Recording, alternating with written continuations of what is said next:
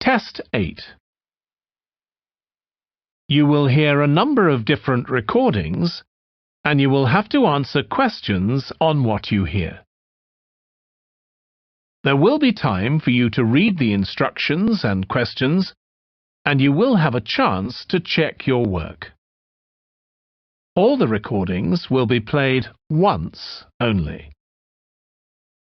The test is in 4 sections. At the end of the test, you will be given 10 minutes to transfer your answers to an answer sheet. Now turn to Section 1.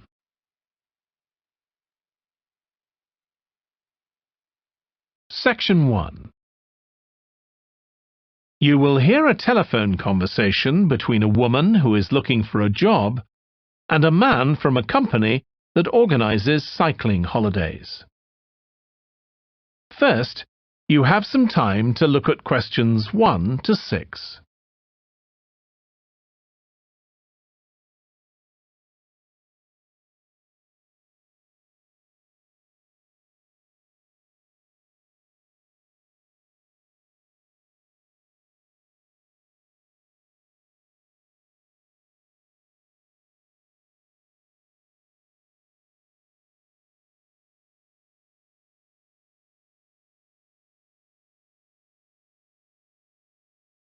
You will see that there is an example that has been done for you.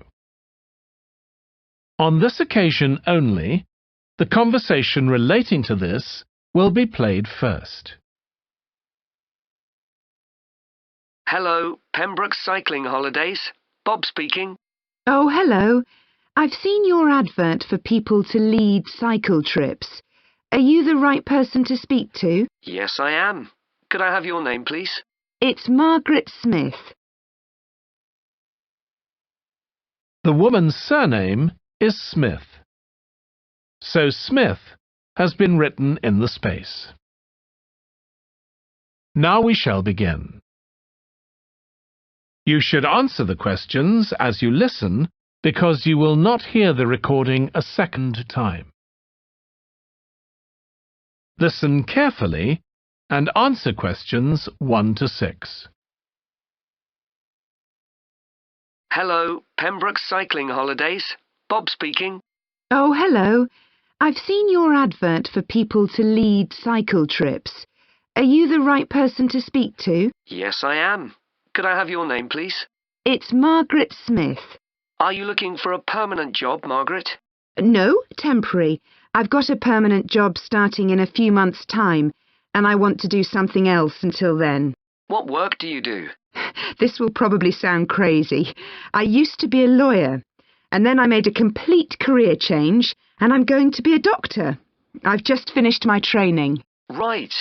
And have you had any experience of leading cycle trips? Yes, I've led several bike tours in Africa. The trip to India that I had arranged to lead next month has now been cancelled. So when I saw you were advertising for tour leaders, I decided to apply. OK. Now, we normally have 2 or 3 leaders on a trip, depending on the size of the group. Some tours are for very experienced cyclists, but we've got a tour coming up soon in Spain, which is proving so popular we need an additional leader. It's a cycling holiday for families. Would that suit you? It certainly would. I enjoy working with children, and I probably need some more experience before I go on a really challenging trip. That tour includes several teenagers. Have you worked with that age group before? Yes, I'm a volunteer worker in a youth club where I help people to improve their cycling skills. Before that, I helped out in a cycling club where I taught beginners. Well, that's great. Now, the trip I mentioned is just for a fortnight, but there might be the possibility of leading other tours after that. Would that fit in with your plans? That'd be fine. I'll be free for 5 months. My job is due to start on October the 2nd, and I'm available from May the 1st until late September. Good. Now, is there anything I need to know about the food you eat? We usually have 1 or 2 people in the group who don't eat meat, or have some sort of food allergy, so we're always very careful about that. Yes, I'm allergic to cheese. Would that be a problem? No, As long as we have enough notice, we can deal with that. That's great. Before you hear the rest of the conversation, you have some time to look at questions 7 to 10.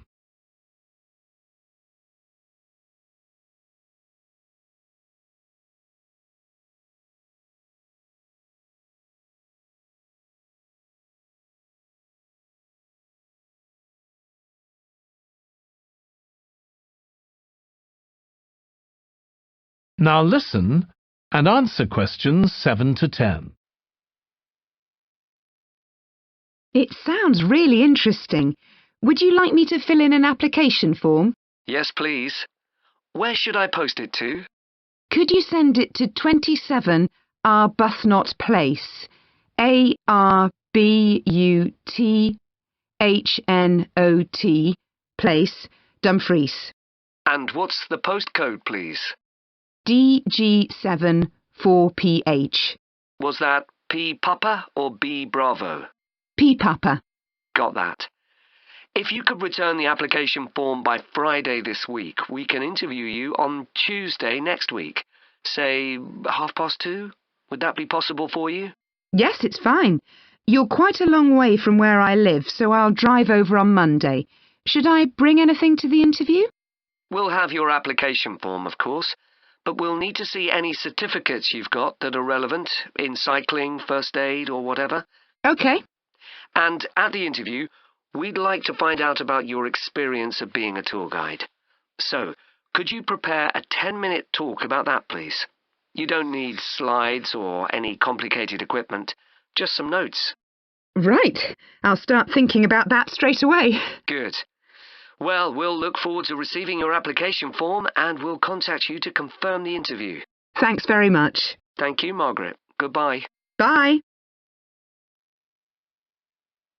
That is the end of section 1. You now have half a minute to check your answers.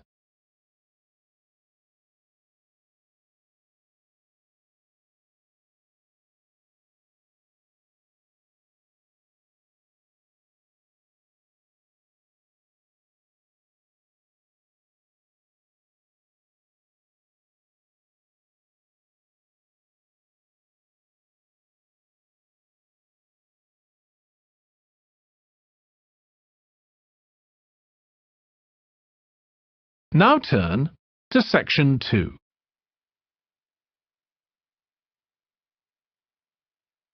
Section 2. You will hear a podcast about an area called the Sheep Market in a New Zealand city. First, you have some time to look at questions 11 to 14.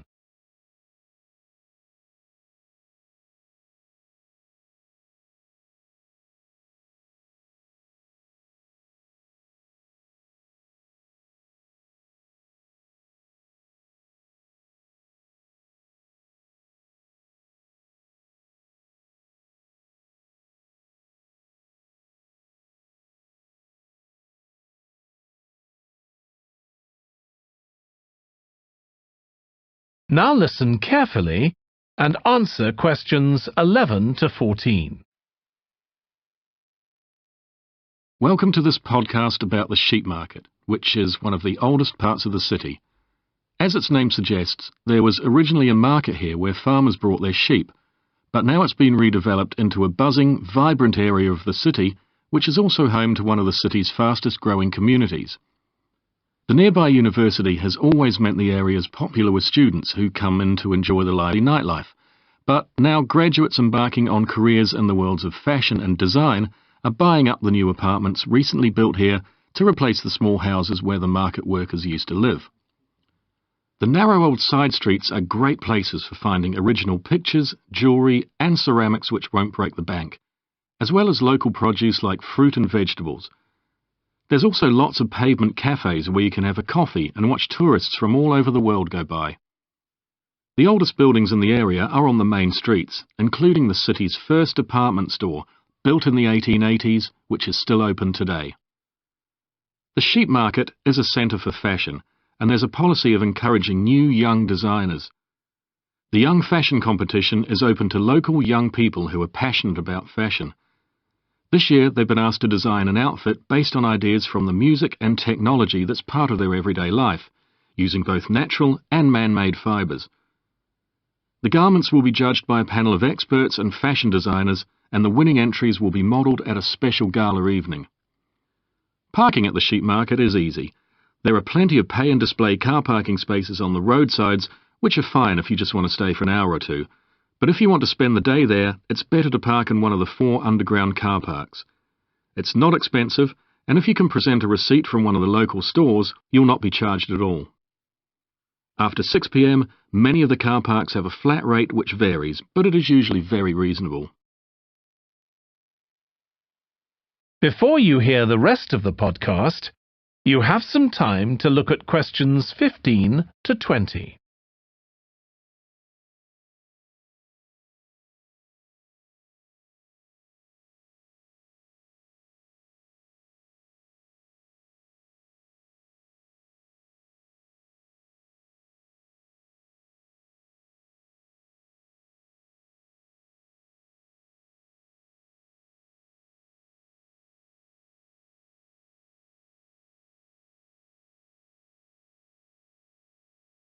Now listen and answer questions 15 to 20.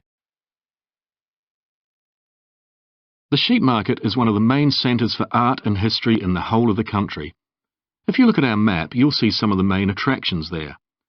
Most visitors start from Crawley Road at the bottom of the map. The Reynolds House is one of the oldest houses in the city and is open to the public. It's on the north side of Crawley Road, next to the footpath that leads to the public gardens. The area is particularly interesting for its unusual sculptures. The thumb is just what its name suggests, but it's about 10 metres high. You'll see it on Hill Road, across the road from the bank. The museum's got a particularly fine collection of New Zealand landscapes. It's on the east side of the sheep market, on City Road. It's on the other side of the road from the public gardens, immediately facing the junction with Hill Road. The Contemporary Art Gallery is on a little road that leads off Station Square, not far from the public gardens. The road ends at the gallery. It doesn't go anywhere else. That's open every day except Mondays. The Warner Gallery specialises in 19th century art. It's on City Road, near the junction with Crawley Road, on the same side of the road as the public gardens. It's open on weekdays from 9 to 5 and entry is free. Finally, if you're interested in purchasing high-quality artwork, the place to go is Nucleus. You need to go from Crawley Road up through Station Square and east along Hill Road until you get to a small winding road turning off. Go up there and it's on your right. If you get to City Road, you've gone too far. That is the end of section 2.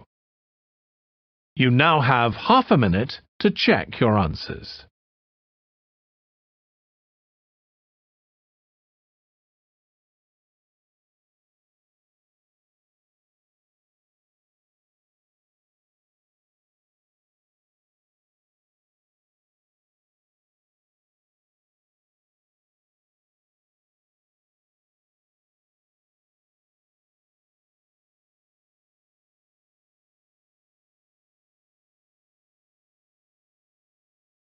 Now turn to section 3.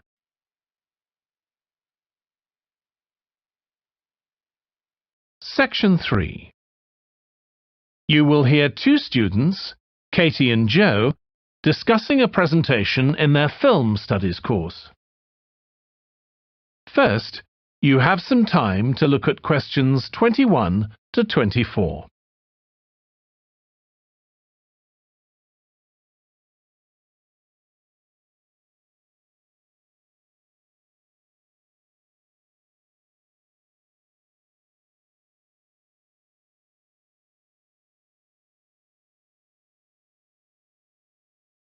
Now listen carefully and answer questions 21 to 24. Joe, you know I'm giving a presentation in our film studies class next week? Yes. Well, could we discuss it? I could do with getting someone else's opinion. Of course, Katie. What are you going to talk about? It's about film adaptations of Shakespeare's plays. I've got very interested in all the different approaches that film directors take. Uh-huh. So I thought I'd start with Giannetti, who's a professor of film and literature, and in one of his books he came up with a straightforward classification of film adaptations based on how faithful they are to the original plays and novels. Right. I've already made some notes on that, so I just need to sort those out before the presentation. I thought that next I'd ask the class to come up with the worst examples of Shakespeare adaptations that they've seen, and to say why. That should be more fun than having their favourite versions. Yes, I can certainly think of a couple. Right. Next, I want to talk about Rachel Malco. I came across something on the internet about her work on film adaptations, and I was thinking of showing some film clips to illustrate her ideas. Will you have enough time, though, both to prepare and during the presentation? After all, I doubt if you'll be able to find all the clips you want. Perhaps you're right. OK, well, I'd better do some slides instead, saying how various films relate to what she says. That should encourage discussion. Next, I want to say something about how plays may be chosen for adaptation because they're concerned with issues of the time when the film is made. You mean things like patriotism or the role of government? Exactly. It's quite tricky, but I've got a few ideas I'd like to discuss. Before you hear the rest of the discussion, you have some time to look at questions 25 to 30.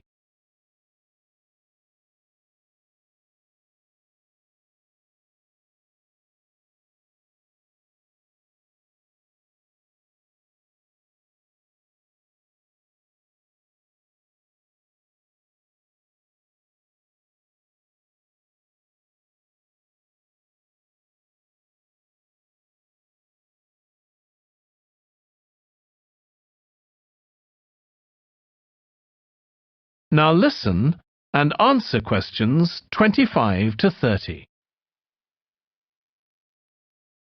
And finally, I want to talk about a few adaptations that I think illustrate a range of approaches and make some comments on them. Do you know the Japanese film Ran? I haven't seen it. It was based on Shakespeare's King Lear, wasn't it? That's right. It was a very loose adaptation, using the same situation and story, but moving it to 16th century Japan instead of 16th century Britain. So, for example, the king's daughters become sons, because in Japanese culture at that time, women couldn't succeed to the throne. OK. I hope you're going to talk about the 1993 film of Much Ado About Nothing. I think that's one of the best Shakespeare films. It really brings the play to life, doesn't it? Yes, I agree. And I think filming it in Italy, where the play is set, makes you see what life was like at the time of the play. Absolutely. Right. What's next? Next, I thought Romeo and Juliet, the 1996 film, which moves the action into the present day. Yes, it worked really well, I thought, changing the two feuding families in the original to two competing business empires, even though they're speaking in the English of the original play. You'd expect it would sound really bizarre, but I found I soon got used to it. Me too. Then I thought I'd include a real Hollywood film, one that's intended to appeal to a mass commercial audience. There must be quite a number of those. Yes, but I've picked the 1996 film of Hamlet. It included every line of the text, but it's more like a typical action hero movie. There are loads of special effects, but no unifying interpretation of the play. All show and no substance. Exactly. Then there's Prospero's books, based on The Tempest. That was really innovative from a stylistic point of view. Didn't it include dance and singing and animation as well as live actors? Yes, it did. I also want to mention Looking for Richard. Did you ever see it? No, but I've read about it. It was a blend of a documentary with a few scenes from Richard III, wasn't it? That's right. It's more a way of looking into how people nowadays connect with the playwright. The play is really just the starting point. And that'll be where I finish. Well, it sounds as though it'll be very interesting. That is the end of section 3. You now have half a minute to check your answers.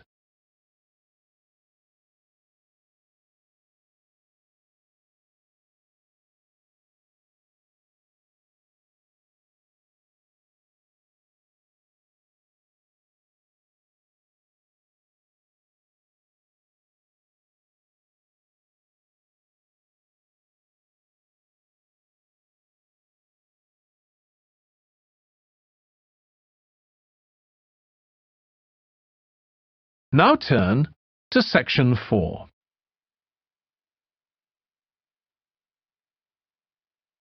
Section 4.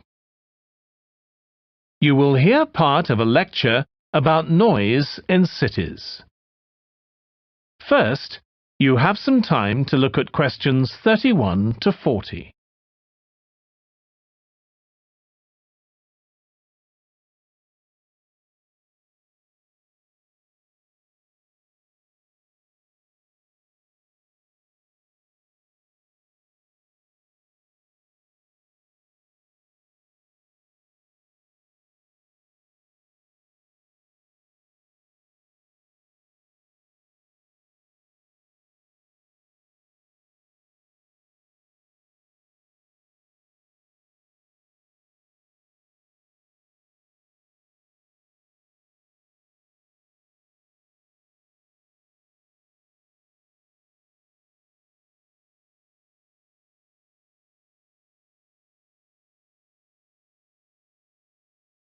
Now listen carefully and answer questions 31 to 40. This lecture will be about the science of acoustics, the study of sound, in relation to urban environments such as cities. As an acoustic engineer myself, I think this is an area where we're likely to see great changes. In the past, researching urban soundscapes was simple. We measured levels of sound in decibels, so I used to take my sound meter and I measured the noise somewhere, and then I might ask a sample of people to say at what level the sound became annoying. With data like this, acoustic engineers have been able to build up what we call noise maps, maps of the sound environment. But actually, these aren't a lot of use. What they do show is that the highest noise levels are generally on roads. Well, that's not really very surprising. But there's quite a lot going on that these maps don't show, because they can't capture the complex way that sound varies over time. So they ignore important issues such as the noise someone might hear from the open windows or gardens of their neighbours. And this sort of noise can be quite significant in summer. We don't have any databases on this sort of information. As well as that, these records of sound levels take no account of the fact that people vary in their perceptions of noise. So someone like me with years of working in acoustics might be very different from you in that regard. But anyway, even though these noise maps are fairly crude, they've been useful in providing information and raising awareness that noise matters. We need to deal with it, and so it's a political matter. And that's important. We need rules and regulations because noise can cause all sorts of problems. Those of you who are city dwellers know that things go on 24 hours a day, so city dwellers often suffer from interrupted sleep. It's also known that noise can lead to a rise in levels of stress due to physical changes in the body affecting the composition of the blood. And there are other problems as well. For instance, if school children don't have a quiet place to study, their work will suffer. Now, one problem with decibel measurement is that it doesn't differentiate between different types of noise. Some types of sounds that most people would probably think of as nice and relaxing might well score quite highly in decibel levels. Think of the sound made by a fountain in a town square, for example. That's not necessarily something that we'd want to control or reduce. So maybe researchers should consider these sorts of sounds in urban design. This is going to be tricky, because just measuring decibel levels isn't going to help us here. Instead, many researchers are using social science techniques, studying people's emotional response to sound by using questionnaires and so on.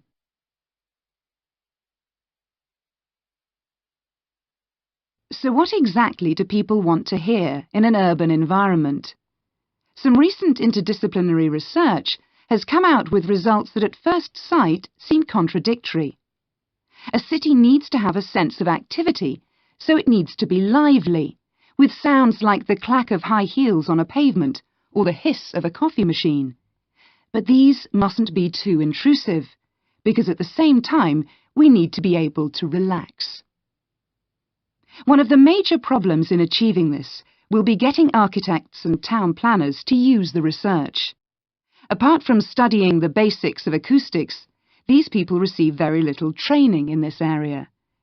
But in fact, they should be regarding sound as an opportunity to add to the experience of urban living, whereas at present they tend to see it as something to be avoided or reduced as far as possible, or something that's just a job for engineers, like the street drainage system. What's needed is for noise in cities to be regarded as an aesthetic quality, as something that has the qualities of an art form. If we acknowledge this, then we urgently need to know what governs it and how designers can work with it. We need to develop a complex understanding of many factors. What is the relationship between sound and culture?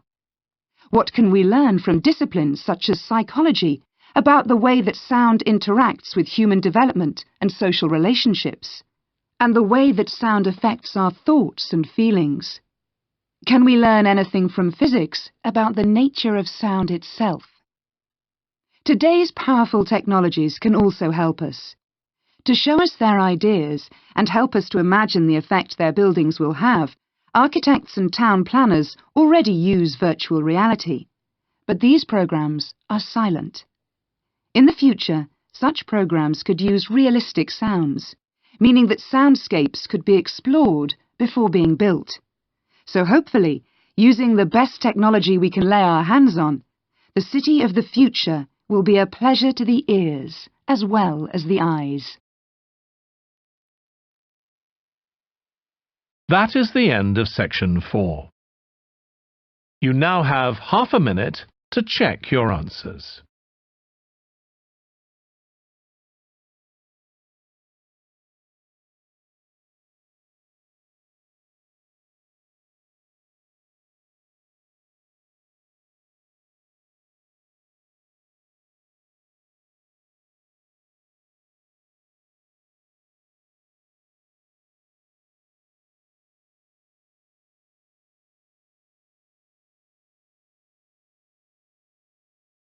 That is the end of the listening test.